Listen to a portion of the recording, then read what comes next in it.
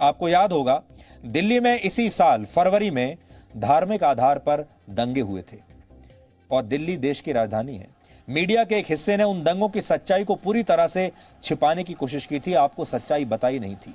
लेकिन कहते हैं सत्य परेशान तो हो सकता है, पराजित नहीं। और आज ठीक वैसा ही हुआ है। जब जी न्यूज ने ग्राउंड जीरो से दिल्ली के दंगों की रिपोर्टिंग की थी, जब इसकी पड़ताल की थी, तो एक नाम प्रमुखता से सामने आया था। यह नाम था आम आदमी पार्टी के पूर्व पार्षद ताहिर हुसैन का।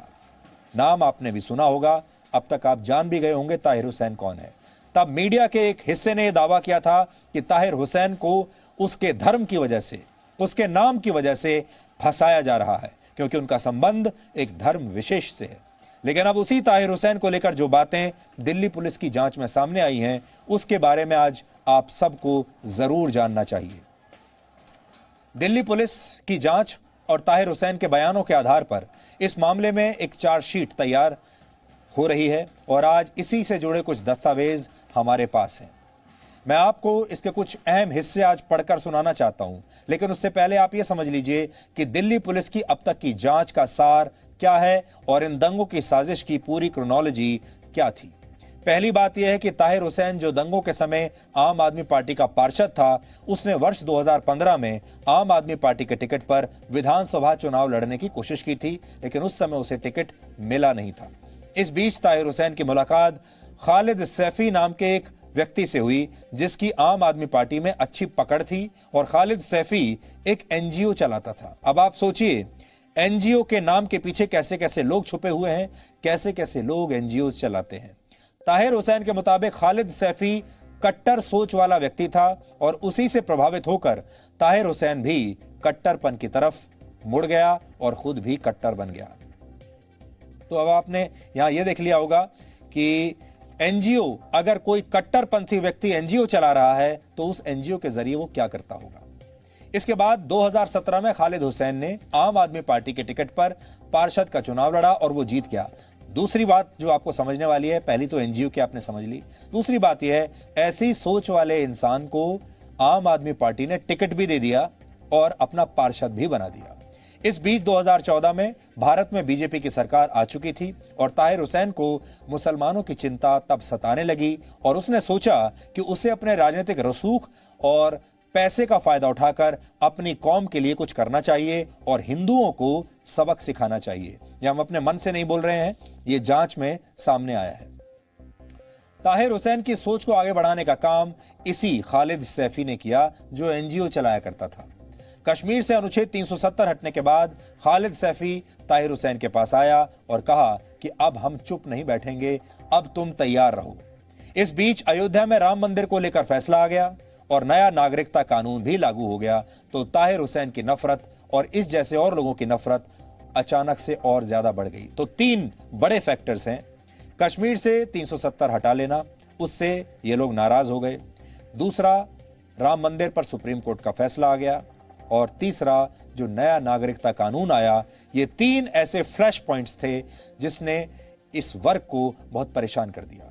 इसके बाद खालिद सैफी ने ताहिर हुसैन की मुलाकात, अब आप सोचिए किससे कराई होगी।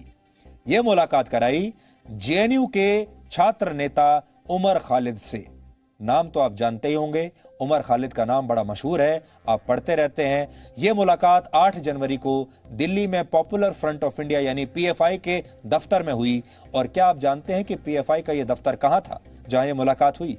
यह दफ्तर दिल्ली में शाहीन बाग में था। उसी शाहीन बाग में जो नए नागरिकता कानून के विरोध का केंद्र बना हुआ था, वहीं पर यह मुलाकात हुई।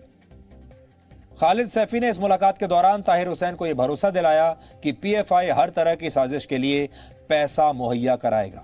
इसके बाद इन लोगों ने यह योजना बनाई, षड्यंत्र किया कि ये दिल्ली में कुछ ऐसा करेंगे जिससे केंद्र सरकार हिल जाएगी और सरकार को नया नागरिकता कानून वापस लेना पड़ेगा। अब आप ये देखिए कि इस षड्यंत्र में किसका क्या रोल था। खालिद सैफी को लोगों को भड़काकर सड़कों पर उतारने का काम दिया गया। आप लोगों को भड़काएंगे और उन्हें सड़कों पर उतारेंगे, ये सैफी का काम था। ताहिर हुसैन को उसके ऊंचे मकान का फायदा उठाकर कांच की बोतलें, पत्थर, पेट्रोल बम और तेजाब जमा करने के लिए कहा गया। इसके बाद इसी साजिश के तहत शाहीन बाग की तर्ज पर देश के अलग अलग इलाकों में भी धरने प्रदर्शन शुरू किए गए। खुद खालिद सैफी ने दिल्ली के खुरेजी में धरना शुरू करवाया। इस बीच उमर खालिद ने, जो जेएनयू का छात्र नेता है, आपको याद होगा इससे पहले भी उमर खालिद भारत विरोधी प्रदर्शन करता रहा है, पाकिस्तान जिंदाबाद के नारे लगाता रहा है, उस पर केस भी चला है। और आपको याद होगा 2016 में जब अफजल गुरु के पक्ष में जेएनयू में प्रदर्शन किया गया था, उस समय भी उमर खालिद का नाम उसमें आया था। उमर खालिद ने इस बीच ये भरोसा दिलाया कि पीएफआई, जामिया कोऑर्डिनेशन कमेटी, जो जामिया मिलिया की इस्लामिया जो यूनिवर्सिटी है उसकी कोऑर्डिनेशन कमेटी, कई राजनेता, वकील और दूसरे मुस्लिम संगठन इस कोशिश में उनके साथ हैं।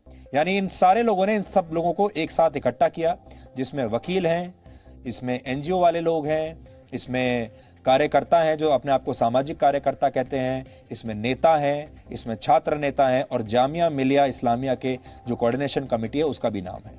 अब आप सोचिए इन यूनिवर्सिटीज में क्या होता होगा। इसी साजिश के तहत यह तय हुआ कि इन धरने और प्रदर्शनों के दौरान दिल्ली के अलग अलग इलाकों में चक्का जाम कराया जाएगा और जैसे ही कोई पुलिस वाला या कोई हिंदू नेता वहां पहुंचेगा तो भीड़ को भड़काने का काम शुरू कर दिया जाएगा। और आपको याद होगा हुआ भी ठीक ऐसे ही। और इसके लिए इन्होंने वक्त जो चुना, बहुत ही महत्वपूर्ण समय इन्होंने चुना। इसके लिए अमेरिका के राष्ट्रपति डोनाल्ड ट्रंप के दिल्ली आने का इंतजार किया गया और तब इन्होंने सोच लिया था कि जब डोनाल्ड ट्रंप दिल्ली में होंगे तब हम इस षड्यंत्र को अंजाम देंगे ताकि भारत पर अंतर्राष्ट्रीय दबाव पड़े, भारत की पूरे दुनिया में बदनामी हो, डोनाल्ड ट्रंप खुद भारत से सवाल करने लगे और सरकार को यह कानून वापस लेना पड़े। योजना ये थी।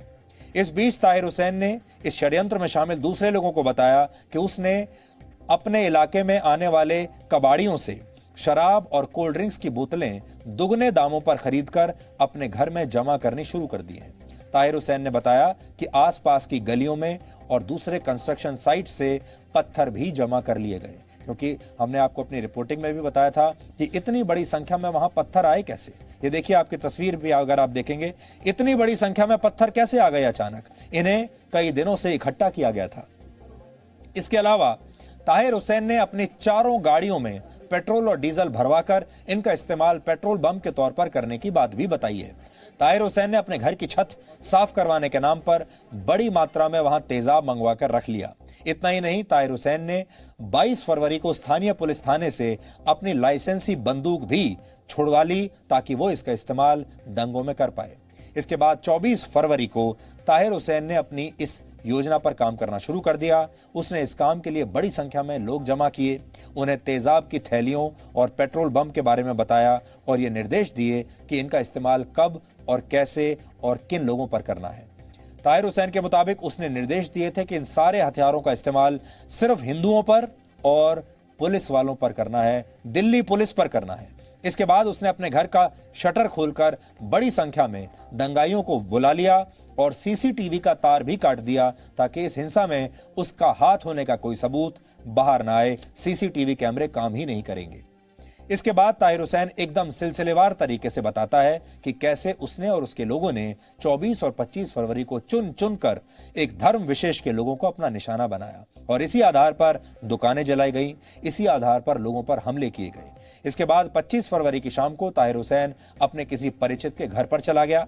ताहिर हुसैन अगले 2-3 दिनों तक अलग अलग जगहों पर छिपता रहा और बाद में खुद को पीड़ित बताते हुए उसने ये कहा कि उसे जान का खतरा है, इसलिए वो अपना घर छोड़कर भाग गया था।